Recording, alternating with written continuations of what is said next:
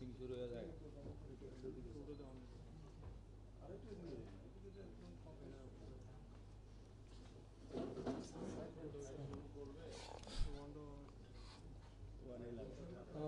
বিসমিল্লাহির রহমানির রহিম।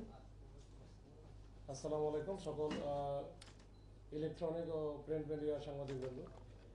আমি প্রথমে একটু পরিচয় করে দিই। আজকে প্রেস ব্রিফিংয়ে উপস্থিত আছেন, আমি উপস্থিত আছি রমনা বিভাগের ডিসি মাসুদ আলম বিপিএল। আমার পাশে ডান পাশে আছেন এসি রমনা আব্দুল মামুন, তারপরে আছেন শাহবাগ থানার ওসি খালিদ মনসুর, এবং আমার বাম পাশে আছেন এসি জাহাঙ্গীর মিডিয়া সেন্টারে। আমরা আজকে আসলে উপস্থিত হয়েছি শাহবাগ থানাধীন যে পরিবাগ যে এলাকা আছে ওখান থেকে গত 8 মার্চ টয়োটা হেরিয়ার জিপ গাড়ি ছিনতাই হয়েছিল। এই ছিনতাইয়ের ঘটনাকে কেন্দ্র করে আমরা যে অপারেশন করি এবং সেই ছিনতাইকৃত গাড়িটি উদ্ধার এবং তার সাথে আমরা পিস্তল উদ্ধার করি, এইটা নিয়ে আজকে আমরা একটু ব্রিফিং করব। আমরা যে মামলা হয়েছিল 9 তারিখে 9 মার্চ, এবং মামলা সূত্রে আমরা জানতে পারি যে পরিবাগ থানাধীন যে ইয়েটা আছে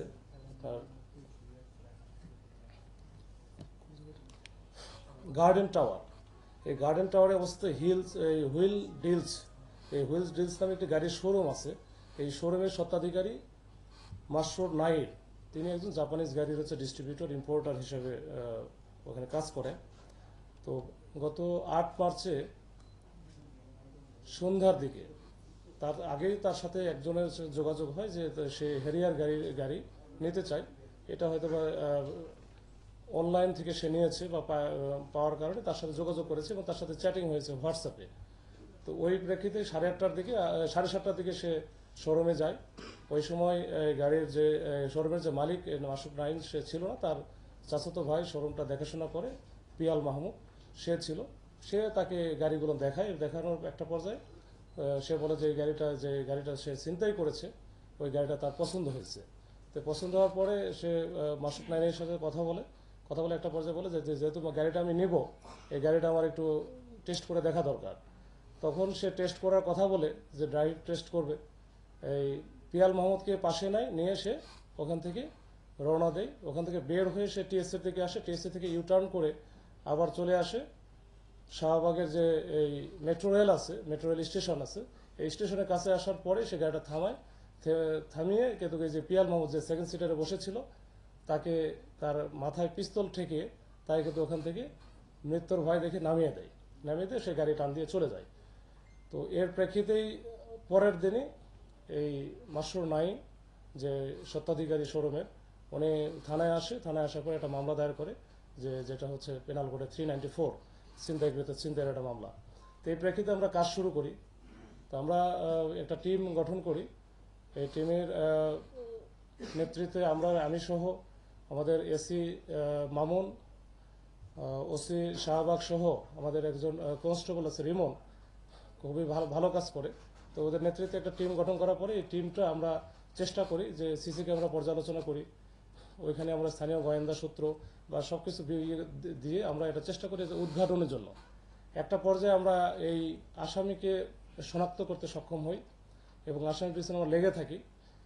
তো একদিন আমরা যে গত পরশুদিন রাত্রে ভোরের দিকে আমরা ওর অবস্থানে একটা পাই যে গুলশান থানাধীন যে 41 নম্বর রোড আছে, এখানে আমারই হোটেল আছে, আমার হোটেলের সামনে সে অবস্থান করছে।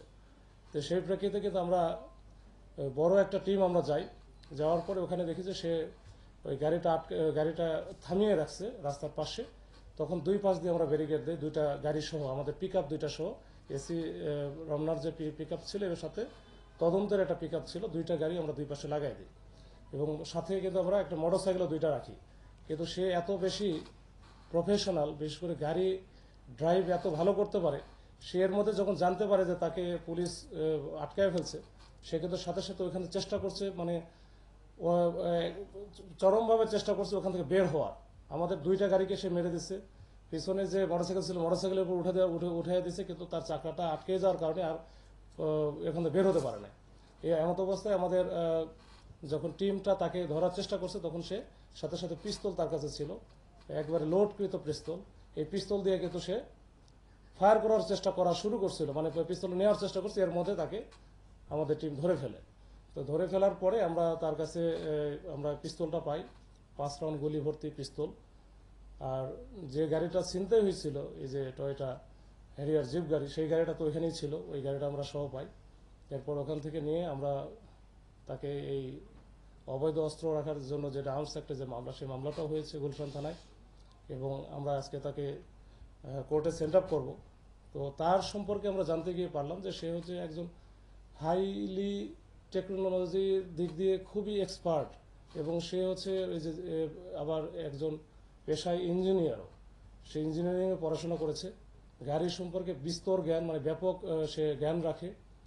তো এইটা দিয়ে খুব সহজে শোরুমের যে যারা স্বত্বাধিকারী বা শোরুমের যার সাথে যারা সংশ্লিষ্ট গাড়ির শোরুমের সাথে, তাদেরকে খুব সহজে সে কনভিন্সড করতে পারে, এবং কনভিন্সড করে সে তার কাজটা করে ফেলে। এবং ইতিপূর্বে বহু অনেকগুলো কাজ করেছে, এবং আমাদের কাছে স্বীকার করছে 2টার কথা। বিশেষ করে জানুয়ারি মাসে 27 তারিখে একটা ঘটনা ঘটেছিল তেজগাঁ শিল্পাঞ্চল থানায়। ওইখানেও কিন্তু একইভাবে ওই যে মাথায় পিস্তল থেকে টেস্ট ড্রাইভের কথা বলে সে আর একটা গাড়ি ওখান থেকে নিয়ে যায়। ওটা মামলা হয়েছিল। তো যেহেতু ওই মামলা এখনো ডিটেক্ট হচ্ছিল না, তার সম্পর্কে জানা যায় না। এরপরে যে এইটা হওয়ার পরে আমরা কিন্তু বুঝতে পারছি যে সে এটার সাথে জড়িত, সে স্বীকারও করেছে। আরও 2-3টা ঘটনা আছে। ইভেন বাসায় গিয়ে মালিক সে যে এই ভাড়া নিবে, ফ্ল্যাট ভাড়ার কথা বলে কিন্তু সে ইতিপূর্বে বেশ কয়েকটা ঘটনা ঘটিয়েছে, যে ওখান থেকে এই টাকা পয়সা বা নগদ টাকা পয়সা এবং সাথে মোবাইল সেট, এগুলো কিন্তু ছিনতাই করে নিয়ে এসে, যে মোবাইল সেটটা ছিনতাই করে ওই মোবাইল সেটটা দিয়েই কিন্তু সে এই কাজগুলো করে। যেটা আমরা আইডেন্টিফাই করা খুবই কঠিন হয়, এবং সে অ্যাপসে সবসময় হোয়াটসঅ্যাপে বা অন্যান্য অ্যাপসে কিন্তু কথাবার্তা বলে। এবং যেহেতু সে ইঞ্জিনিয়ার, সেগুলোর বিষয়ে খুবই পারদর্শী, এবং মানে খুবই সে চালাক চতুর। এবং ওই দিনে আমাদের যে অপারেশনটা ছিল, এটা খুবই ঝুঁকিপূর্ণ ছিল। তারপর আমাদের টিমটা অত্যন্ত দক্ষতার সাথে, পারদর্শিতার সাথে এই কাজটা ডিল করতে পেরেছে।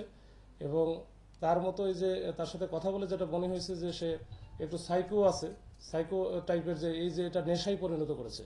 তার সামনে অনেক হয়তো পথ ছিল, পেশা সে বুয়েটের স্টুডেন্ট, তো সে অনেক, তার সামনে অনেক অবারিত পথ ছিল, কিন্তু তার এটা একটা নেশা টাইপের। এবং সে এই যে আমারই হোটেলে যে গেছে, ওইখানে কিন্তু সে নিয়মিত ওইখানে, এবং আরও বিভিন্ন কিংফিশার বা অন্যান্য হোটেলেও কিন্তু সে নিয়মিত মদ্যপান বা ওই যে ডিজে পার্টি বা এরকম টাইপের ওই সময়টা দেয়। যেহেতু সে প্রচুর টাকা ইনকাম করে, একটা গাড়ি নিলে, এই গাড়িগুলোর আবার আরেকটা বিষয় আছে, এই গাড়ি নিয়ে তো, এই গাড়িগুলো তো কোনো কাগজপত্র তার কাছে থাকে না, তো সরাসরি কিন্তু বিক্রি করতে পারে না।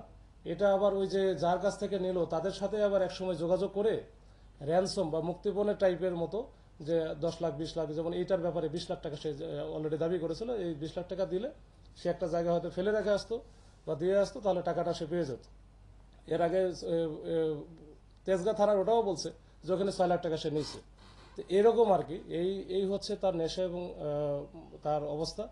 এবং তার যে সার্বিক দিক বিবেচনা করে আমার কাছে মনে হয়েছে যে সে কোনোদিন থামবে না, মানে এটা চলতেই থাকবে। এবং ওই যে মদের বারের সাথে বা এইটার সাথে তার একটা ঘনিষ্ঠ সম্পর্ক আছে। রাত্রেবেলা সারা রাত সে বিচরণ করে বেড়ায় সারা ঢাকা শহরে। তো এই হচ্ছে আমার আজকের এই ব্রিফিংয়ের মূল বিবেচ্য বিষয়। আর আমার আর একটা বিষয় যেটা আমি বলতে চাই, যে অপরাধী সে যেই হোক না কেন, অপরাধ করে কিন্তু পার পাবে না। তাদেরকে আমরা ধরে ফেলবো। ওই জন্য আমাদের মেসেজ থাকবে যেন কেউ অপরাধ যেন না করে। অপরাধ করলে সে এখান থেকে পার পাওয়ার সুযোগ খুব কম। আমরা তাকে ধরে ফেলবো ইনশাল্লাহ।